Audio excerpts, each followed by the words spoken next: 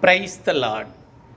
இயேசுவுக்குள் அன்பான இறை உறவுகளே, மனிதர் பேசும் ஒவ்வொரு வீண் வார்த்தைக்கும் தீர்ப்பு நாளிலே கணக்கு கொடுக்க வேண்டும் என்று மத்தேயு 12:36 சொல்லப்படுகிறது. வார்த்தைகளிலே நாம் நல்லவர்கள் என்று சொல்வார்கள், நம்முடைய வார்த்தைகளிலே குற்றவாளிகள் என்று சொல்வார்கள். ஆனால் நாம் ஒவ்வொரு சமயத்திலும் நாம் வார்த்தைகளை பேசும் பொழுது எப்படிப்பட்ட வார்த்தைகளை பேசுகிறோம் என்பதை கவனத்தில் கொள்ள வேண்டும். யாராக இருந்தாலும் சரி, அதிகாரத்தில் இருப்பவர்களாக இருந்தாலும் சரி, அதிகாரத்தில் இல்லாதவர்களாக இருந்தாலும் சரி, தாழ்நிலையில் உள்ளவர்களாக இருந்தாலும், செல்வர்களாக இருந்தாலும், நான் பேசக்கூடிய வார்த்தைகள் மற்றவர்களை புண்படுத்தக்கூடாது.